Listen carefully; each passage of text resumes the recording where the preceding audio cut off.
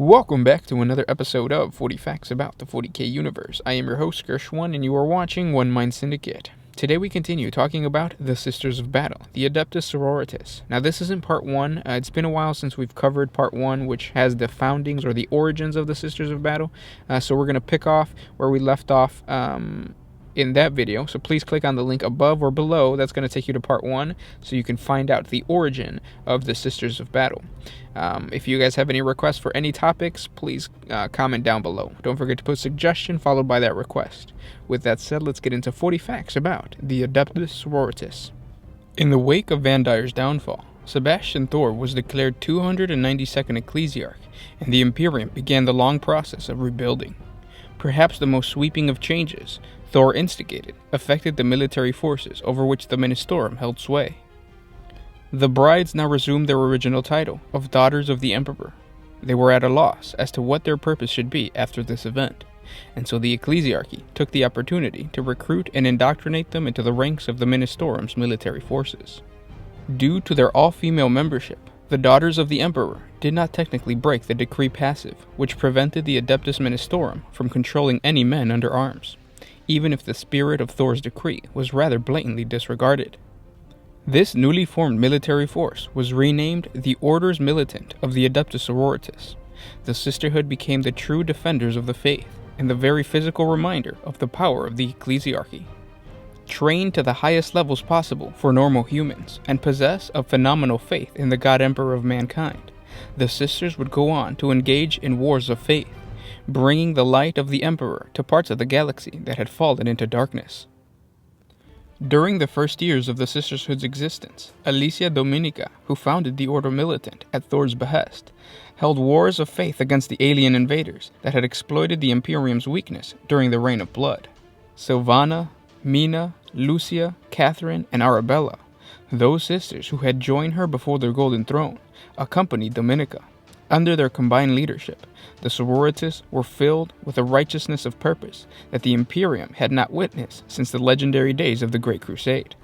Countless enemies fell as the armies of the sororitas brought the divine judgment of the ecclesiarchy to the darkest corners of the galaxy. And to this day, the Sisters of Battle have stood as a faithful and loyal defender of the ecclesiarchy and the Imperium. During Thor's reformation, another organization came into being at the end of the Age of Apostasy, the Ordo Hereticus.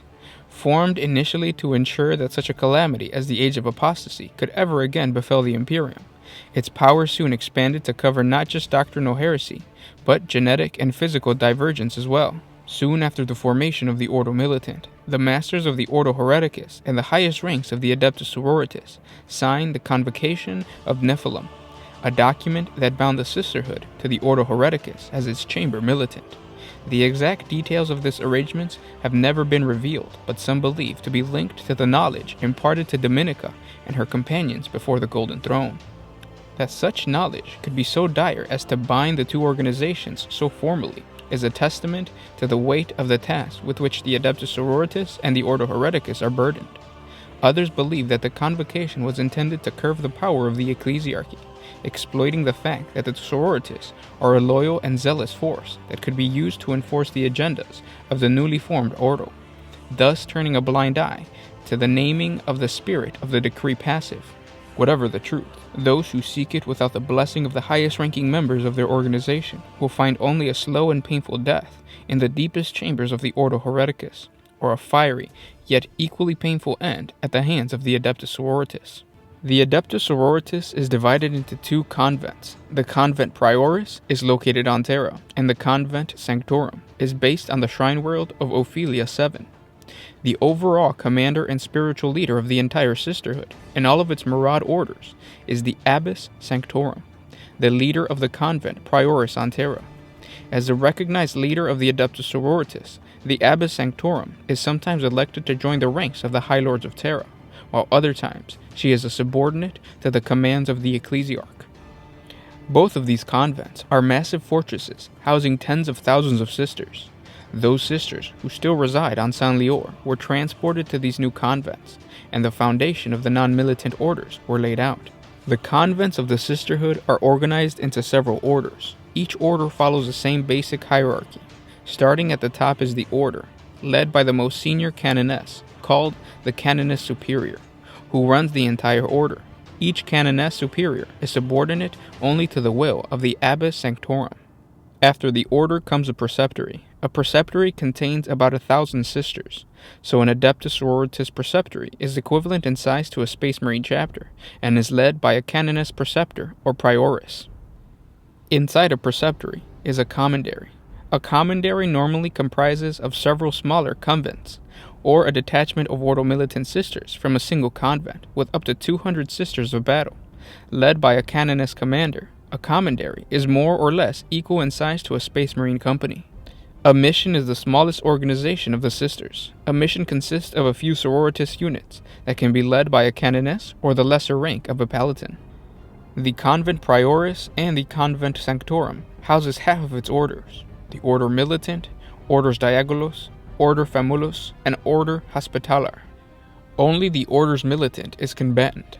Other orders are not combatant per se, and pursue less violent activities, such as the copying, studying of, and commentary upon the Imperial Creed scriptures, preaching, tending to the sick and injured, educating the young, and maintaining the spiritual loyalty and the health of the Imperium's various powerful noble families.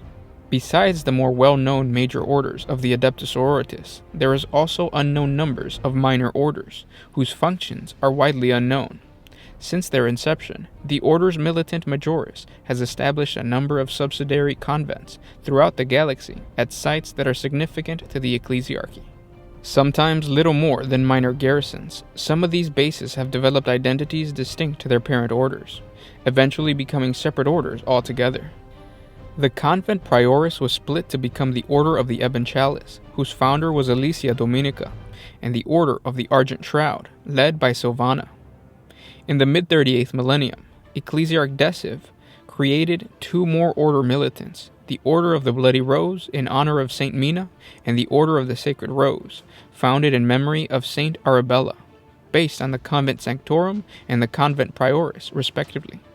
The Convent Sanctorum was split to become the Order of the Fiery Heart, whose founder was Catherine, and the Order of the Valorous Heart, led by Lucia. Some notable campaigns fought by the Sisters of Battle include the War for Piety.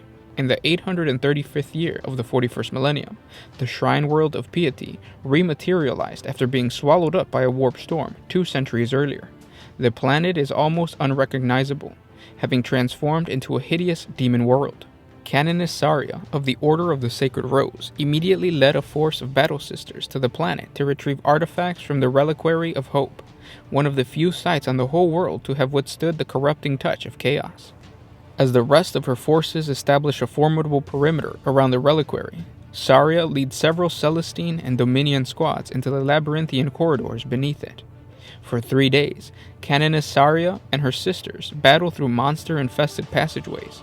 Bolters cut scores of blood-hungry demon hounds, and flamers burn swaths of nurglings and bloated plague-bearers. Only Saria and 2 Celestians survive to rejoin the battle sisters on the surface, having recovered the left thigh bone of Saint Dolan and 3 pages of the ominous Lexicon of Falsehood from a stasis vault.